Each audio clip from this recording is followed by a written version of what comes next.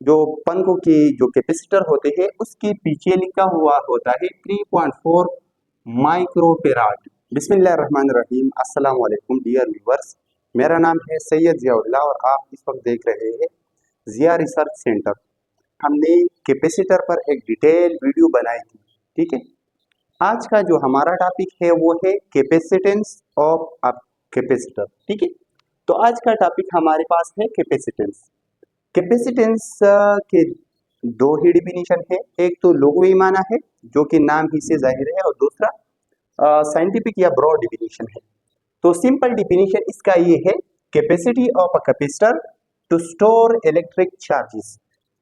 एक कैपेसिटर की जितनी भी कैपेसिटी है कि वो चार्ज स्टोर करे, तो उस कैपेसिटी को कैपेसिटेंस ऑफ अ कैपेसिटर कहा जाता है, ठीक है। ये तो मानी के लिहाज से इसका डिफिनीशन हो गया, ठीक है। अभी थोड़ा ब्रॉड और साइंटिफिक डिफिनीशन की तरफ आते हैं।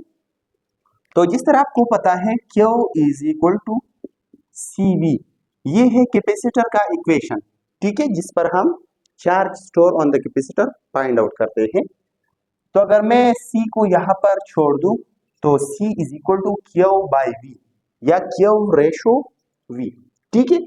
तो charge store on either plate ratio applied voltage is called capacitance, ठीक है। यहाँ पर मैंने लिखा हुआ है the ratio of charge store on either plate.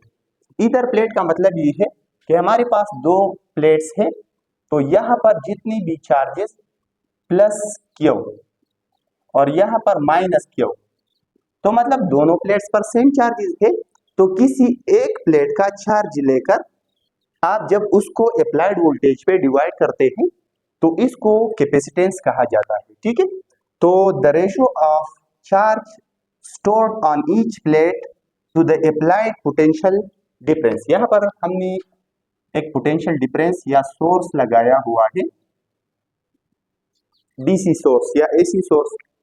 तो चार्ज ऑन ईदर प्लेट, जितना चार्ज स्टोर हुआ है उसको अगर आप अप्लाइड वोल्टेज पर डिवाइड कर ले तो इससे हमारे पास जो क्वांटिटी आती है वो है कैपेसिटेंस। अभी आते हैं कैपेसिटेंस की यूनिट की तरफ। तो कैपेसिटेंस का ऐसा यूनिट है फेराड, ठीक है। फेराड जो है ये बहुत बड़ा यूनिट है और बहुत ही कम कैपेसिटर इस तरह होते हैं कि जो फेराड में आपको वैल्यूज देते हैं। तो हम जो मामूली जो स्मॉल लेवल पे जितनी भी कैपेसिटर हमारे पास यूज होते हैं, जिस तरह पंखी में यूज होता है या इलेक्ट्रिक मोटर में यूज होता है, तो उसके लिए एक स्मॉल यूनिट है। और अगर हम फेराड के सामने जो है माइक्रो यानी 10⁻⁻⁻⁶ लगाए माइक्रो फेराड, तो माइक्रो फेराड जो है ये कैपेसिटेंस का स्मॉल यूनिट है, ठीक है। इसके अलावा पीको फेराड में भी हम कैपेसिटेंस काउंट करते हैं, ठीक है। अब ये 1 फेराड जो कैपेसिटेंस है वो किस चीज की बराबर है, तो अब इसकी तरफ आते हैं।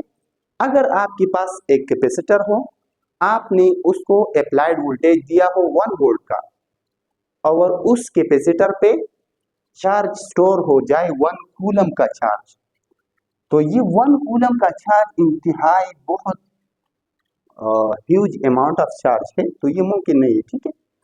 अगर आपने 1 वोल्ट लगाया हो कैपेसिटर को, यहाँ पर 1 वोल्ट बैटरी हो, ठीक है, 1 वोल्ट बैटरी, इस 1 वोल्ट बैटरी की मदद से अगर इस प्लेट पर 1 कूलम चार्ज आ जाए, मतलब 10⁻18 या 10⁻19 चार्ज, बहुत ज्यादा चार्ज है, ठीक है।